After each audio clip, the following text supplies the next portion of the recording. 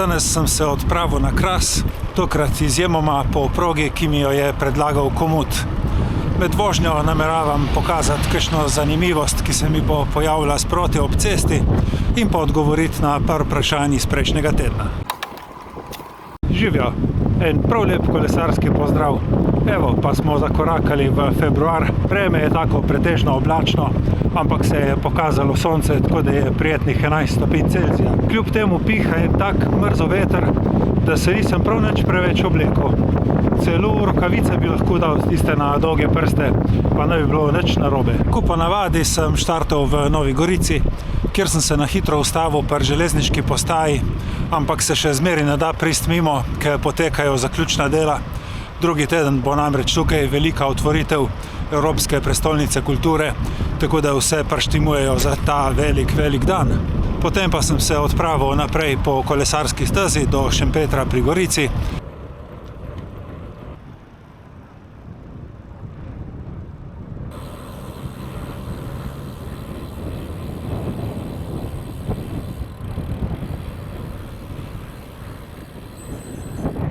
In zdaj sem tukaj na tem Vrtojbenskem polju v smeri proti Mirnu in potem vzpon na Kras.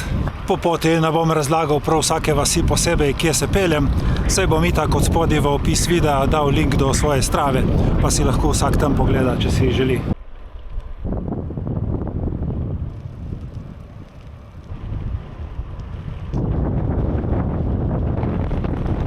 Zdaj sem tukaj na koncu Mirna, kjer me čaka ta vzpon na Kras. Izredno zanimiv in lep vzpon, približno 2,5 km dolžine. Povprečni naklon je pa tam okoli 5%. Evo, tukaj zraven je Mirnski grad, jaz pa grem naprej gor proti Krasu. Ne počutim se neki dobro danes, tako da lezem občutno bolj počasi, kakor po navadi. Ampak bom lih tako zlezel gor. Se pa tukaj zelo nazorno vidi, kakšne posledice je pustil tisti ogromen požar izpred 2,5 let. Še zmeri nobenih dreves, vse je požgano. Tako nas pomlad potem zazeleni podrastje, ampak drevje pa si še dolgo ne bo pomoglo. Super je lepo minil tale vzpon na Kras, brez prometa. Prav fajn je bilo. Malo naporno, ampak nič posebnega.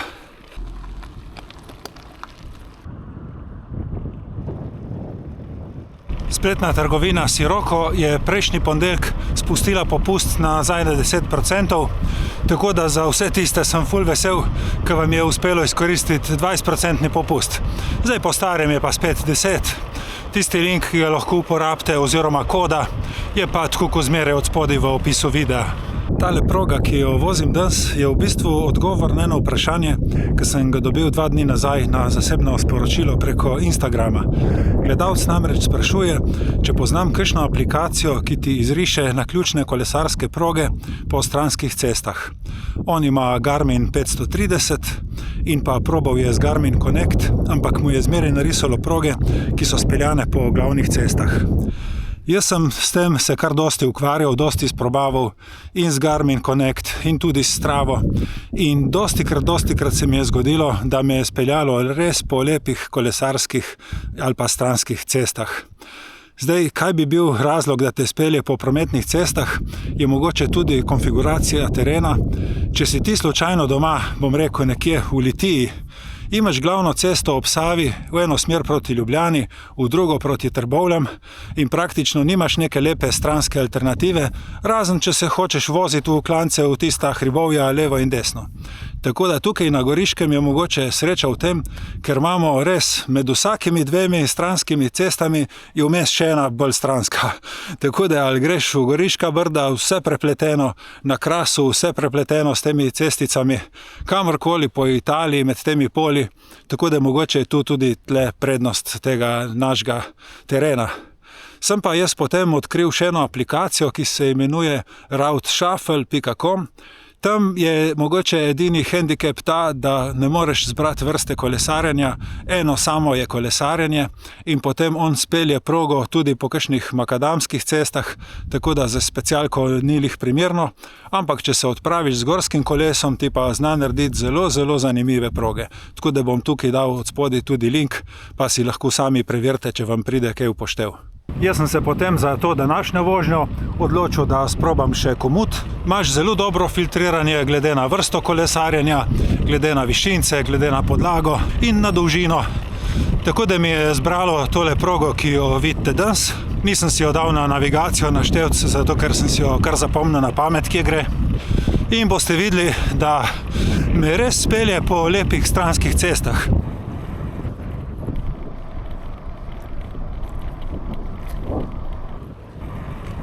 Že to pač kakšna lepa pokrajina je okrog in pa dejstvo, da na dan sobote ni nobenega prometa, je pač tisto, kar res naredi lep izlet.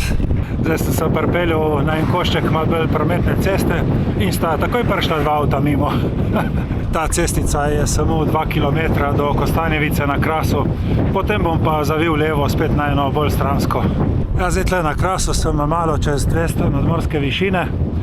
In je prav zanimivo, tako z leve strani čutim tak mrzo veter, z desne strani me pa lepo sonček greje. Jaz si pri načrtovanju teh naključnih prog zelo dosti pomagam s svojim števcem Garmin, ampak obstaja pa možnost, da Garmin 530 te funkcije nima. Zato je mogoče ta gledalec posebej izpostavil, da ima tisti model. Sem pa jaz prakticiral tudi Garmin Connect na tak način, da sem kdaj progo začel mogoče 5 km proč od doma, že na kakšni stranski cesti in je potem krog izpeljeval od tam. Jaz bi vsekakor predlagal gledalcu, da se še malo poigra z vsem skupaj. Je pa tako, da se je tudi meni že kdaj zgodilo, da mi je ali Garmin ali Strava naredil kakšno progo po zelo prometnih cestah in pač tako je, nimaš si kaj pomagati. Okej. Zdaj pa moram premagati še ta vzponček, gor v vas, Kostanjevica na Krasu.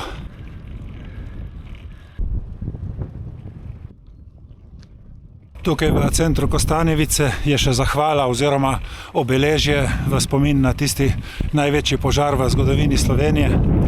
Jaz se pa zdaj vzpenjam še mimo Cerkvice in potem grem smer Novelo Temnica. Evidentno sem spet na eni stranski cesti, popolnoma brez prometa in se počasi približujem najvišji točki današnje proge.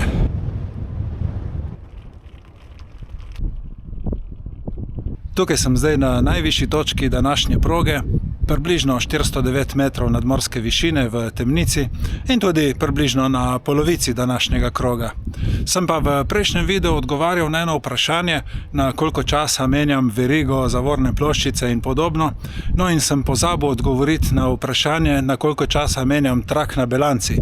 Danes sem opazil, da ga bom mogel zamenjati prav v kratkem, ker se je naredila prav luknja do aluminija. Ne vem, ali so tiste moje zimske rokavice tako grobe, ali pa je mogoče ta trak slabe kvalitete, zato ker sem ga zamenjal komaj pred 5 meseci, septembra lani. Šibam naprej, zdaj me čaka par kilometrov vožnje tle po vrhu Krasa, potem pa en silovit spust v Renče, kjer bom mogel biti zelo previden, ker je še zjutraj padel dež in ker je spust na severno stran, zna biti še, da je moker in spolzek.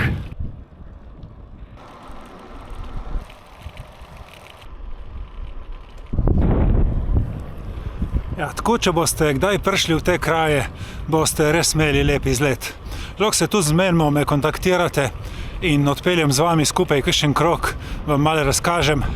Samo pošljite mi sporočilo prav čas. Se mi je recimo že zgodilo, da sem dobil v petek zvečer vabilo za naslednji dan, samo jaz sem imel v soboto že zmenjeno, tako da potem nisem mogel iti zraven. Tako da vi mi samo pravočasno par dni prej napišite in če bom le utegnil, bom šel z vami. Ni nobenega problema. Evo, poglej, kako lep razgled na ta spodnji del Vipavske doline. Tam je Šempeter, Nova Gorica, Solkan, Sveta Gora, Sabotin. Tle od spodaj so Renče.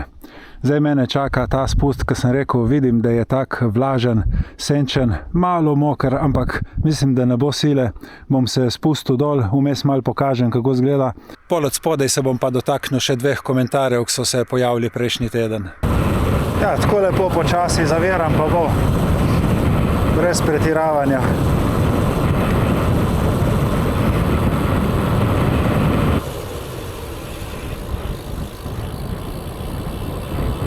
Ja, tle nižje dol vidim, da sta sonce in veter kar lepo osušila cesto, tako da je varno, se počutim ok in se spustim dalje.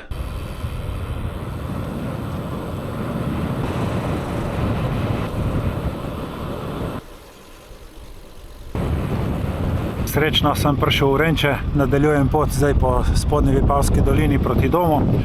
V prejšnjem videu se je pol pojavil še en komentar, niti ne vem točno več v kakšnem kontekstu, ker je že izbrisan, ampak je gledalec omenil, da naj bi elektronski menjalnik Shimano D2 zdržal samo kakšnih 300 km. In potem se je oglasil še en drugi gledalec, ki je mogoče nastopil malo preveč grobo, ker je napisal v tem smislu, daj ne nakladaj, da zdrži vsaj 1000 km. No in potem sem jaz tudi napisal, da sem imel priliko probati Shimano D2 na tistem najetem kolesu Gusto Cobra, s katerim sem odpeljal Štrekno. V tisti poslovalnici so mi zagotovili, da je baterija polna in da bo zdržala vsaj 800 km. In jaz v tistem tednu, kar sem bil v Topolšici, verjetno jih nisem naredil niti 400 in nisem imel nobenih težav z baterijo. Ampak zdaj so vsi ti komentarji iz neznanega razloga izbrisani. Jaz jih nisem brisal, ne vem, a jih je mogoče izbrisal avtor prvega komentarja ali pa mogoče YouTube, čeprav ne vem, zakaj bi. Ampak kakorkoli, meni je žal, v obvestilih še zmeraj vidim prve odrezane stavke teh komentarjev, dejanskih komentarjev pa ni več. Jaz vam lahko zagotovim edino to, da komentarjev ne brišem, tudi če so kakšni malo bolj grobi ali pa žaljivi. Konec koncev žaljiv komentar največ pove o tistem, ki ga je napisal, ne pa o meni. Tako da zaradi tega se ne sekiram. Če imate karkoli za mi povedati, vi sam korajžno napišite. Jaz si želim, da bi vsak video imel čim več komentarjev. Zato, ker to za YouTube pomeni samo, da je video kao boljši, bolj gledljiv. Tako da ni problema. Pa sem prišel v Vrtojbo, na števcu imam 40 km, tako da še približno 10 do doma. Super bo en tak lep krog. Jaz vam želim vse lepo, bodite fajn. Hvala vam za pozornost in se vidimo prihodnjič. Čau, čau.